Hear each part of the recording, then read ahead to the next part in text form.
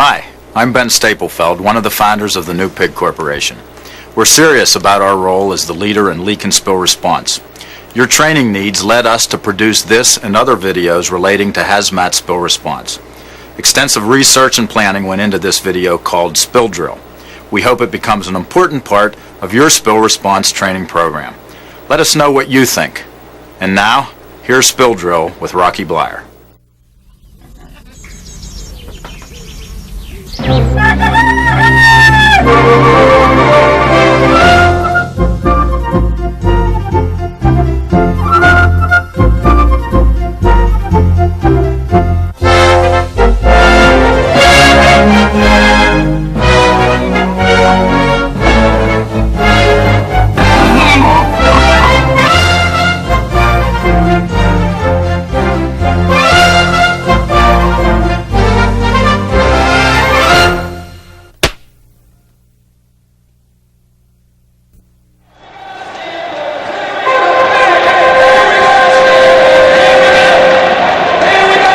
This is a program about teamwork,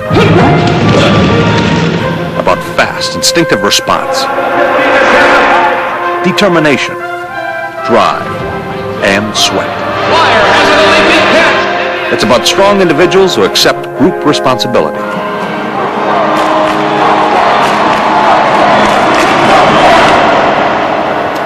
This is the locker room of the Pittsburgh Steelers. No, this is not a program about football. It's a program about extraordinary danger in real life, risk and hazard, and not a lot of glory. It's a program about common places and everyday situations that turn deadly with no warning. I'm Rocky Blyer, and this is a hazmat spill drill.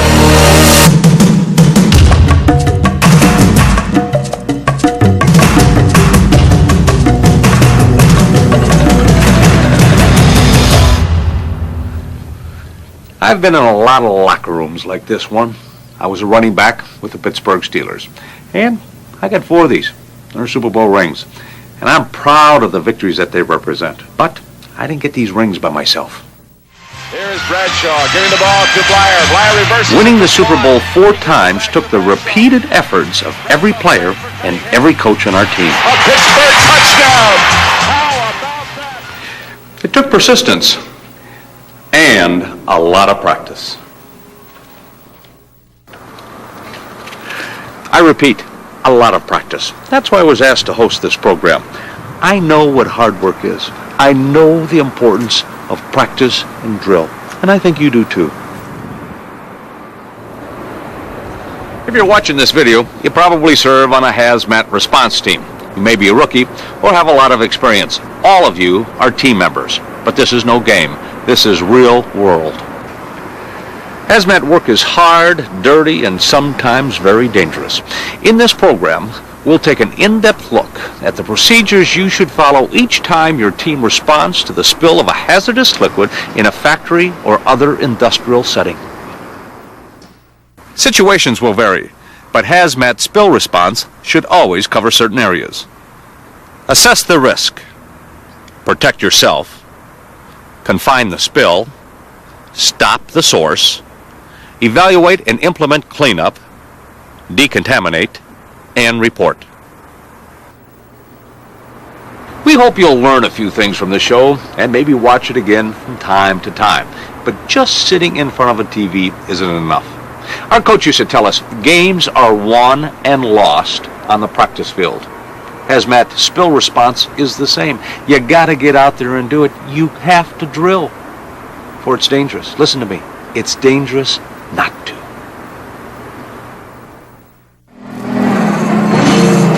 Look around.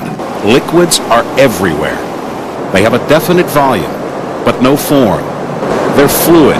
They flow. Some are harmless. Others are corrosive, reactive, flammable, or toxic.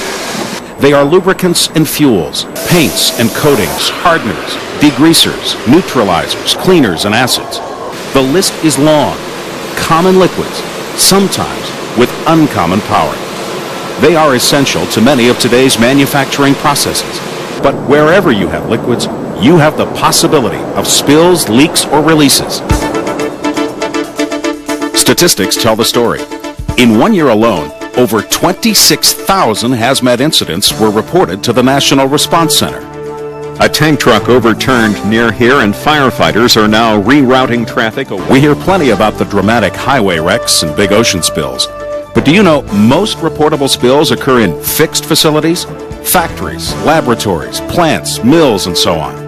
And most of those spills, over 65% of them, involve small quantities, under 10 gallons of hazardous liquid. As with any accident, most folks think that spills happen to others, never to them. But look around. I mean, the plain facts are that it can happen in your facility, and that's why you must practice and be ready to respond.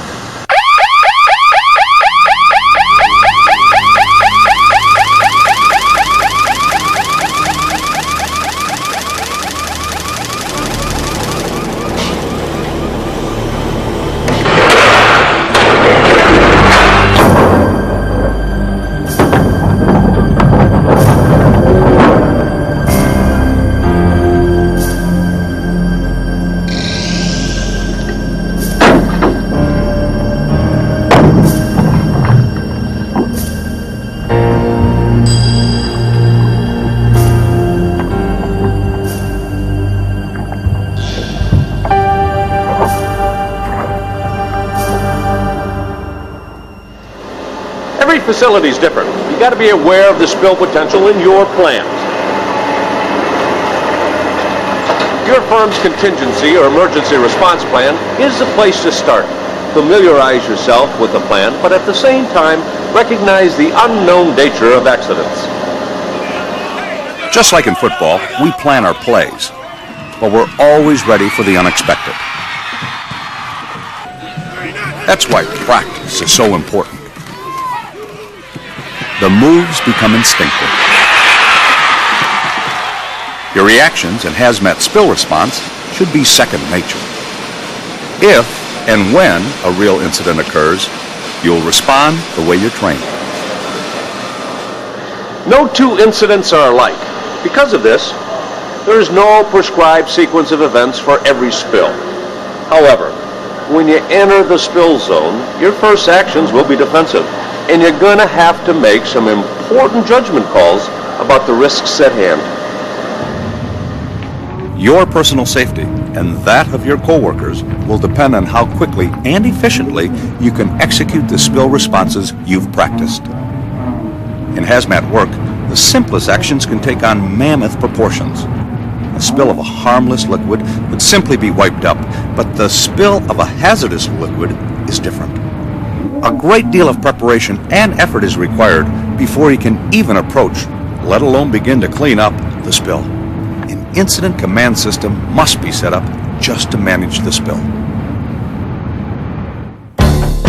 Response to a hazmat spill requires each of these essential steps.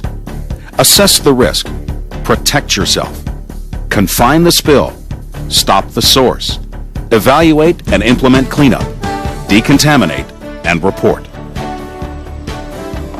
Assessing the risk. This begins the moment a spill occurs,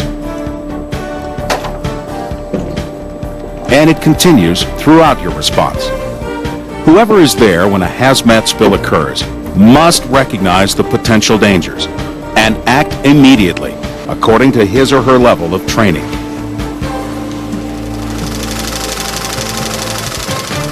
Sometimes no one is present when a release occurs, but the instant you discover it, you will begin to assess the risk the spill represents. What substances are involved? How much liquid has spilled? Just how dangerous is it? Does it represent risks to life, property, or the environment? It is essential that the spilled substance be identified and any complicating factors recognized. This may happen right away, or it may have to wait until protective action is taken. Your first responsibility is to yourself and your teammates. You must recognize what you can and cannot safely do. As you work on spills, things will be changing. The dangers may lessen, or they may actually increase. Risk assessment isn't just something you do at the beginning of an incident. It should be constant. You reassess the hazards every step of the way. This is very important. We call this show Spill Drill. And like Steeler football, it hinges on a powerful defense. Before you touch anything, make sure you're protected. Select the right level of personal protective gear. Check the MSD sheets. The NIOSH guide is an excellent reference, and so is literature from the company that made your gear. If you have questions, call an expert. The chemical manufacturer's phone number is on each MSDS. In an emergency, you may call Chemtrek, the chemical manufacturer's hotline. Always, your protection depends on the material you're dealing with. No one kind of suit will protect against all hazards. You may simply need goggles, a rubber apron, boots, and gloves. Or maybe you'll need a fully encapsulated chemical suit with flash protection. There are options in between, but when it comes to protective gear, follow the professional's advice. If you're uncertain, assume the worst and use the highest level of protective gear. Exposure by inhalation is one of the most common injuries suffered by hazmat teams. And one of the most common mistakes is using air purifying respirators instead of self-contained breathing apparatus. Whatever you use, you have to make sure that it fits right and it's clean, decontaminated, and sanitized after every use. I know of a case where a glove was improperly cleaned after an incident, and the next responder that wore that, when he peeled the glove off, part of his finger came with it. Hazmat work is teamwork. Always use the buddy system. This means even numbers. In dangerous situations, suit up in groups of 4. For each pair of 2 that enters the spill area, there should be 2 additional responders, dressed and ready as backup. Help each other and watch each other. You will need radios or other reliable communications between team members.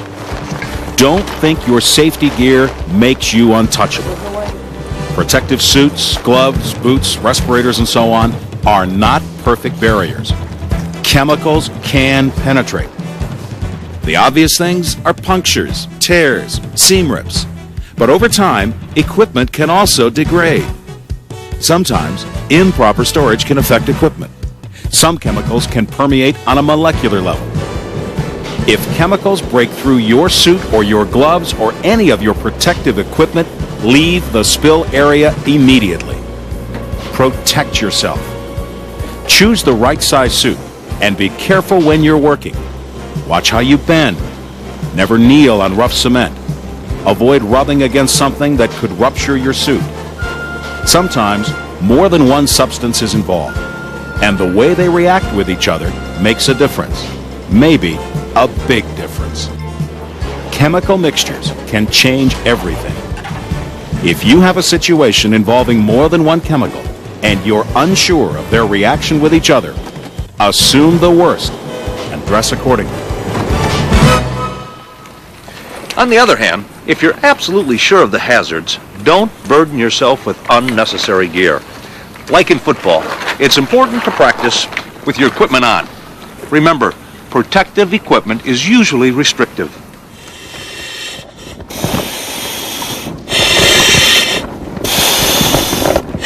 Your eyes are safely covered, but you can't see as well as usual. Your feet are protected and your body is shielded, but you can't move easily and you're often very, very hot. Breathing apparatus makes it even harder. Yet with all these handicaps, you're going to have to be highly responsive, more efficient, and more observant than ever. The time of an actual incident is not the time to fumble with unfamiliar gear or procedures.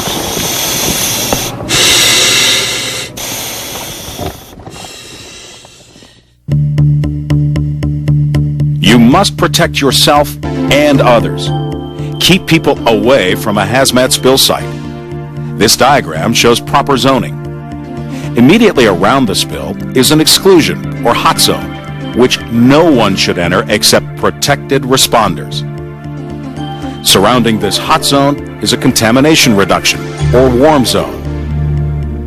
An access corridor is established through this reduction zone. It should have an inbound and an outbound lane. And it is here that workers and equipment will be decontaminated. The support, or the cold zone, is where the command post is located.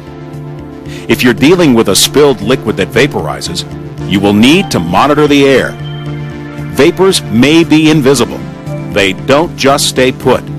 They drift, and so the exclusion zones will be much larger. Vapors may be heavier than air and sink and spread. Or they may be lighter than air and rise and disperse.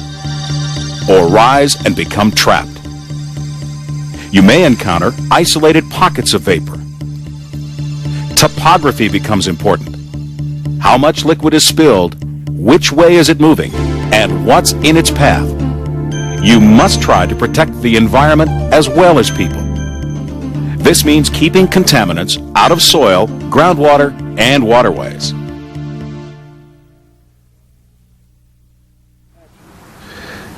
When a hazmat spill occurs, decisive action is required. Rapidly made choices may have far-reaching, long-term consequences. For this reason, hands-on practice is essential, especially in techniques for confining, stopping, and cleaning up a spill.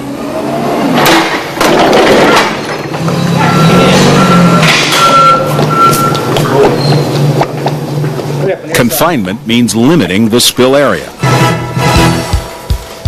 The faster you can stop the source, the less liquid you'll have to recover. Generally, the sooner you can confine a spill, the less area you'll have to decontaminate later. The two go hand in hand. For a very small spill, containment and recovery are one and the same. You just wipe it up. For a larger spill, confinement might mean diking, damming, diverting, or otherwise confining the liquid to keep it from spreading. Stopping the source may be a simple step, uprighting a container, or rolling a drum leaky side up. Maybe turning a valve or an emergency shutoff. Stopping the source may mean plugging or patching. It may mean a temporary repair job with a wooden dowel, or self-tapping screws, or special quick-setting epoxy. Maybe contents of a spilled drum will be transferred to a new container, or a reusable patch may be applied. Always, the key to successful spill response is having the right equipment on hand and knowing how to use that equipment when a spill occurs. The more you rehearse the basics, the more likely you'll do all the right things when you are faced with a real spill emergency. Speed counts. While dirt berms or clay pellets can be used to contain spills, technology has advanced and better equipment is available now, along with newer, more efficient response techniques. If you're in the game, you gotta know the latest plays. Absorbent socks, booms, pillows, mats, pulp, foams, even non-absorbent dikes can speed containment and response. Whatever absorbents are chosen for your site, factors such as chemical compatibility, wicking action, absorbency, and diking ability are important. Spill kits should be designed to suit your specific spill potentials, and spill supplies should be checked and replenished according to a regular schedule. Spill response procedures are really not complicated in and of themselves. It's the hazmat aspect that necessitates extreme precautions. To confine a spill, you generally start at the furthest point. A dam made of this absorbent sock effectively stops the flow of liquid, and at the same time makes the recovery process easier. Be sure to overlap absorbent socks in such a way that the overlap is to the outside of the flow as you see here. Otherwise, leakage could occur. It is important that your diking material be heavy enough. A strong liquid flow, or a large amount of liquid, may require a secondary containment line, or a non-absorbent dike as shown here. It's heavy and confines the flow, but does not absorb the liquid. As a rule of thumb, a dike's height should be twice the depth of the spill. A dike's base width should be 4 times the depth of the spill. A common mistake is trying to deploy a dike too close to a moving spill. Give yourself a little distance. You don't want spilled liquid to breach the dike line before the dike can be finished. After a spill is confined, the cleanup stage begins. Spill cleanup can be tedious and tiring. Some spills can be vacuumed. Many will simply be absorbed. And it may seem obvious, but don't step in the liquid. Use discretion before touching it, even though you're wearing protective garb. Always minimize contamination. It's important to remember that absorbing liquid doesn't render it harmless. Whatever properties it had before it spilled will remain now in the wet absorbent. Spill response is hard work, and it's teamwork. There are recommended procedures and guidelines, but usually there isn't just one right way to get the job done. Take overpacking. There's the inverted technique, the roll method, and others. All are acceptable alternatives, kind of like the pass play versus the end run. Each method will get the job done. Whatever technique you use, remember the goal is simply to prevent the spread of hazmat contamination. Decontamination is the removal or neutralizing of hazmat materials that have accumulated on people and equipment. The first step in decon is prevention. No one should enter a dangerous hazmat spill zone until a decon area is ready. Decon may mean removal and disposal, or it may mean thorough scrubbing and rinsing with soap and water, or maybe chemical neutralizing solutions. When in doubt, dispose. Decontamination is very important. Even victims must be decontaminated. I can recall an incident several years ago that involved an entire emergency room of a hospital that was contaminated because the improperly cared for patients were brought in, spreading the chemical into the hospital itself.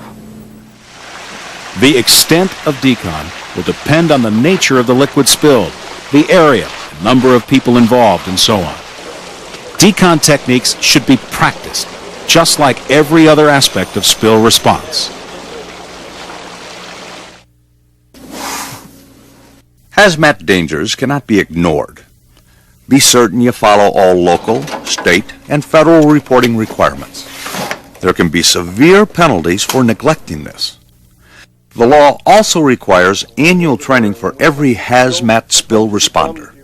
Your employer must certify that you are capable of responding to a hazmat spill. Be sure you spill drill. Schedule practice drills regularly. Take each drill seriously. And when you think you've got it down, well, drill again. Because unlike football, dropping the ball may cost you or your friend a life. All right, team. The water in this drum represents methyl ethyl ketone. And the drill begins right now. Assess the risk. Protect yourself. Confine the spill. Stop the source. Evaluate and implement cleanup. Decontaminate and report. The order may vary, but these are the things you must do. Your judgment and your training will guide you. Anyone injured must be removed as quickly as possible and treated. But in certain dangerous situations, it may not be possible to reach the injured until precautions are in place. The spill site must be evacuated and safely cordoned off. Check out the situation carefully. Especially look downwind. Someone could have been affected by vapors or heat, whatever. They may have tried to get out, but only made it part way. They may be trapped or have collapsed. Maybe they're not easily visible. If you do find someone, evacuate them through your decontamination and control zone. Look around for other complicating factors. Open flames, heater ignition sources, vapors, fumes, ventilation fans, wind direction, open drains, pressurized containers, anything unusual, strange noises, and so on. Block, divert, or contain the spill. and then work at actually stopping the release. The physical cleanup of spilled liquid generally takes longer and usually happens after the spill is under control.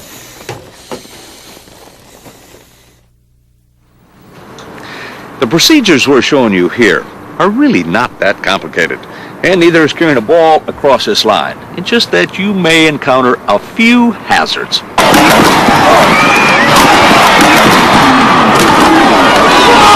A few things you may want to watch for.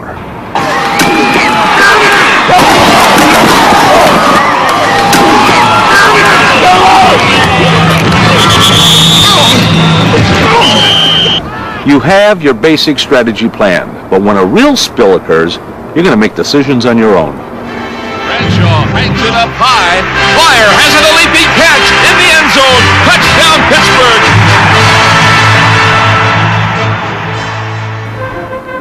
The more practice you have, the better those decisions will be. It's like playing football. If you want to win, you got to drill. For you see, in real life, there can be a lot of right answers and no room for wrong ones. Hazmat responders have a big responsibility to themselves, to their fellow employees, and their community. So don't respond without practice. Be sure you spill drill. Thanks for watching. Go get 'em.